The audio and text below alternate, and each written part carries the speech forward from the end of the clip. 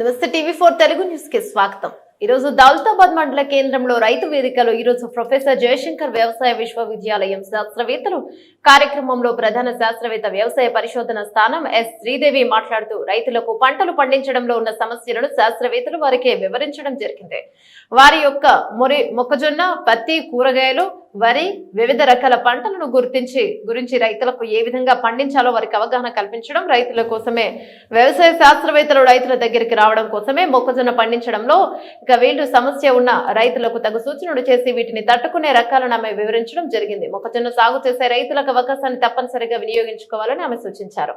వరి పండించే రైతులు పంటలో ఏ టైంలో ఎలాంటి సస్య రక్షణ చర్యలు తీసుకోవాలో శాస్త్రవేత్తలు రైతులకు వివరించడం జరిగింది. పత్తి పంటలో అధిక దిగుబడులు ఎలా తీయాలో శాస్త్రవేత్తలు రైతులకు మందుల విషయంలో ఎరువులు ఎలా వేసుకోవాలో వారికి అవగాహన చేయడం జరిగింది. కార్యక్రమంలో ప్రధాన శాస్త్రవేత్త వ్యవసాయ పరిశోధన స్థానం తోర్నాల సిద్దిపేట శ్రీదేవి, ఏ సరిత శాస్త్రవేత్త TRS Dornala, B Satya Anvesh AO Akbarpet Bhoompally, A Parasuram VAS Daulatabad, P Rajinikanth AEO, C Santosh Kumar AEO మరియు L Sirisha AEO, D Sunanda అలాగే ఏఈఓ ఈ కార్యక్రమంలో రైతులు అధిక సంఖ్యలో పాల్గొనడం జరిగింది.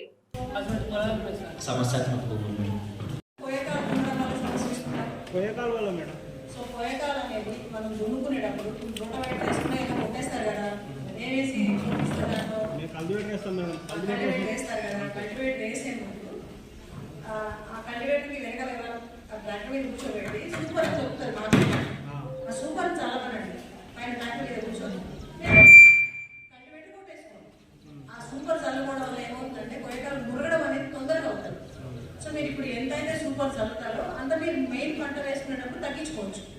మనం మామూలుగా వరి పంటకి ఏం చెప్తామంటే 2.5 బ్యాగులు సూపర్ వేయండి, ఏదో ఒక బ్యాగ్ వేయండి అని చెప్తాం. ఆ 2.5 బ్యాగుల్లో ఒక బ్యాగ్కి వేసేసుకోండి. మనం మాసం ఏదైనా సరే 10% మాత్రమే మొక్క తగ్గుతుంది, ఇదంతా నేలలోనే ఉంటుంది. సో మీరు సూపర్ దున్నుకునేటప్పుడు వేసుకున్నది, గోయకాలు దున్నుకునేటప్పుడు వేసుకున్నా ఏం నష్టం జరగదు. గోయకాలు మురడానికి ఉపయోగపడుతుంది.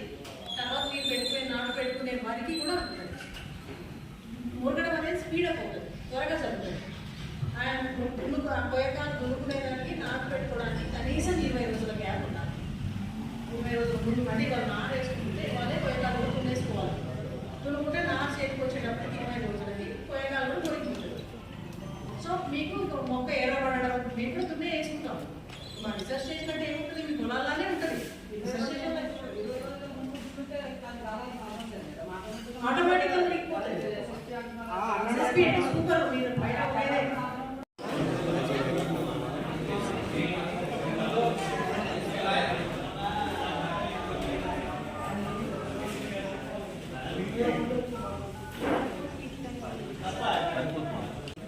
అందరికీ నమస్కారం.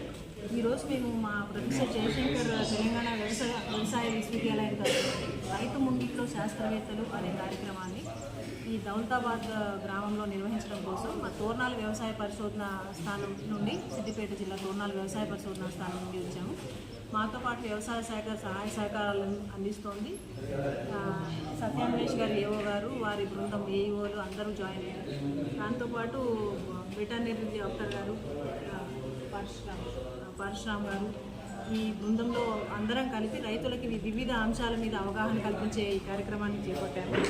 దీనిలో ప్రధానంగా ఈ రైతు ముంగిట్లో శాస్త్రవేత్తలు కార్యక్రమంలో ప్రధానంగా చిన్న చిన్న అంశాలపై రైతులు సాధారణంగా చేస్తున్న మిస్ అవుతున్న అంశాల మీద అవగాహన కల్పిస్తున్నాము. రైతులు యూరియా వాడకం అనేది చాలా ఎక్కువగా చేస్తున్నారు.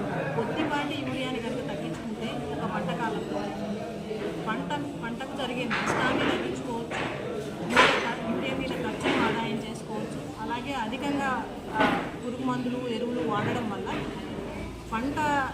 పంట మీద పురుగుల ఉధృతి కంట్రోల్ కాకపోవడమే కాకుండా నేల సారం అనేది కూడా దెబ్బతింటోంది. ఈ విషయాన్ని కూడా రైతులకు అవగాహన కలిగిస్తున్నాము. అట్లానే రైతులు ప్రధానంగా మోసపోయేది సరైన రసీదులను భద్రపరచుకోకపోవడం వల్ల. ఆ అంశాన్ని కూడా ఈరోజు రైతుల దృష్టికి తీసుకొచ్చి విత్తనాలు కానీ, పురుగు మందులు కానీ, తెగులు మందులు కానీ ఏదైనా కొనుక్కున్నప్పుడు ఆ విత్తనాన్ని పంట పూర్తి కాలం జాగ్రత్త పరచుకోవాలనే అంశంపై అవగాహన కలిగించాము.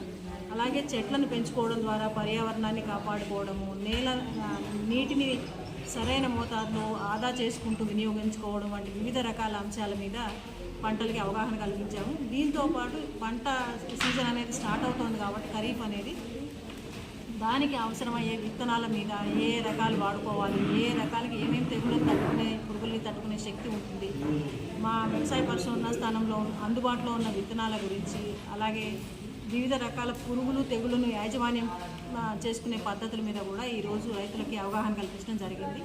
ప్రధానంగా సిద్దిపేటలో మనకి మొగి పురుగు అనేది ప్రధాన సమస్యగా ఉంది కాబట్టి దానిని మేనేజ్ చేసుకునే విషయంలో దాన్ని అదుపులో ఉంచుకోవడానికి రైతులు తీసుకోవాల్సిన జాగ్రత్తల గురించి రైతులు తమ సందేహాలని అడిగి తెలుసుకున్నారు. ఈ అంశం మీద రైతులకి అవగాహన కల్పించడం జరిగింది. ఈ పార్టిసిపేట్ చేశారు, పరుచుకున్నారు. దౌలతాబాద్ గ్రామ రైతులకి, వ్యవసాయ శాఖకి, అట్లానే పశువర్ధక సంవర్ధక శాఖకి మా వ్యవసాయ యూనివర్సిటీ తరఫున ధన్యవాదాలు తెలియజేస్తున్నాం.